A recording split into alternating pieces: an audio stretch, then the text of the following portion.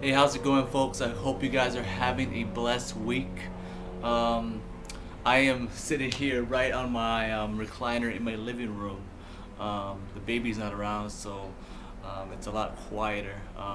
But with that said, enough about what I'm at, where I'm at. We're going to dive back into Ecclesiastes chapter 5. And Ecclesiastes chapter 5 talks about three different parts.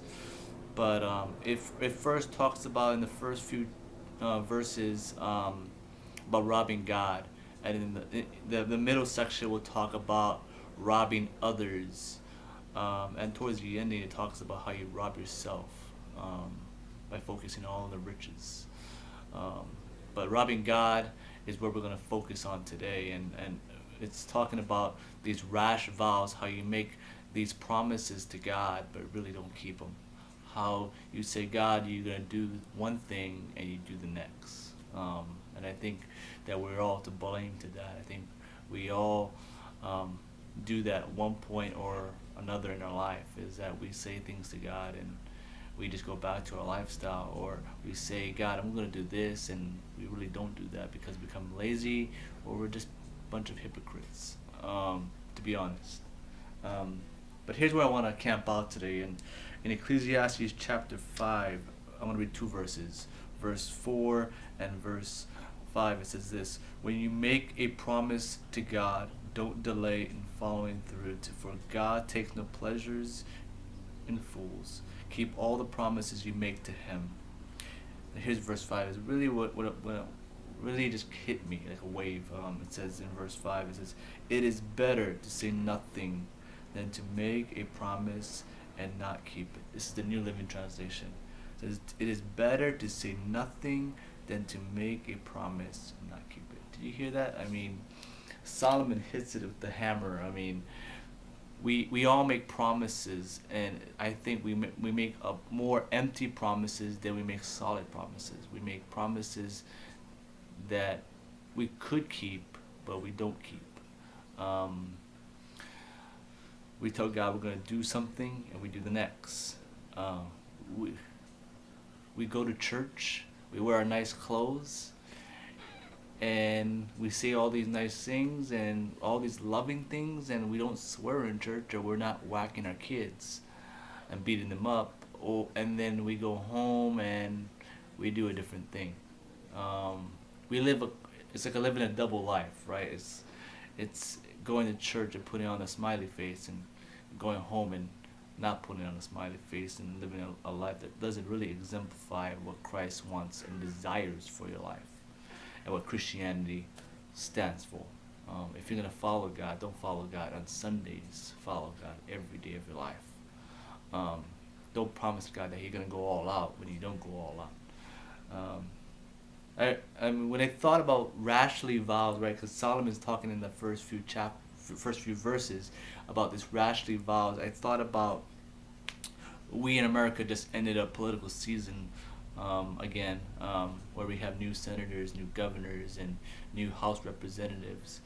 Um, and I watched through different commercials, sitting on this chair on this TV in front of me, and I watch many politicians make promises that they really can't keep, and I shake my head, because every politician will I'm not saying that I'm red or blue, but every politician will say nice things just to get your vote, right? I mean, think about it. They'll promise you the world. They'll promise you they're gonna get you that. They're gonna get you this. They're gonna give you a prime rib dinner. I'm just joking.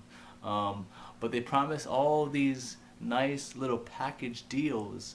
But when you open the package, it's empty. It boggles me, because I see how much they promise you, and you look at the economy where it's at, and the deficit where we're at, and where are you gonna get the money to make all these things come true? But we're like that as Christians, right? We promise God that we're gonna do these things, but it's not true. It's a facade. Um, we go to God and make all these vows. Say, God, I'm gonna read my Bible every day. Or God, I'm gonna spend time with my family. God, I'm gonna pray more. God, I'm gonna share Jesus with my friends or my coworkers. God, I'm gonna help lead a Bible study in my house. God, I'm gonna be a more of a great parent, a Christian parent, a godly parent in my house. God, I'm gonna be that man of the house who you called me to be. God, I'm gonna be that mother who you called me to be. God, I'm gonna be your faithful child every day of my life. God, right? I mean, and it goes on and on and on and on. But the thing is we keep on lying to God. We tell God, hey, I'm gonna make these things. I'm gonna do these things. I'm gonna I'm gonna follow you in all my ways, but we really don't follow Him in all the ways. And Solomon says, you come to the temple, and he built this temple, Solomon, and he says, you come to the temple, and but I saw how you live outside the temple. You don't live that way. You know, it's the same with us. We go to church, and you don't live that way. Come on, let's be honest. You know, but the challenge is we live in a dark. The challenge is that we live in a dark world. We live in a world that's full of temptation, full of darkness, and full of the world, and non-Christians, and people want to get at us and really drag us away from our faith. I mean, the media and people in our lives, what we act and what we do, and all these activities under the sun, as Solomon would call it, really gets to distract us of why maybe these vows are not fulfilled. You know, it's easy to make a promise a minute, and then really the next minute to really not forget, but really push that back in your closet and say, man, maybe someday later, right? It's like New Year's resolutions, right? The New Year's comes up, oh, I'm gonna lose weight, I'm gonna feel great, yeah. Or I'm gonna read my Bible every day of the year, and oh, I got busy. I make excuses like, oh, tomorrow after I eat this fries. But we make all these. I mean, we're famous for making vows that we can't keep. But I think today, my challenge to you is that we will change the culture, that we will change a community by saying, God, you know what?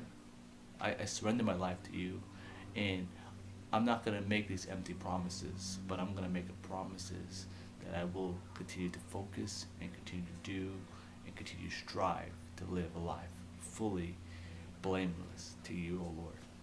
And my encouragement, my challenge to you is, don't make empty promises, because people are watching.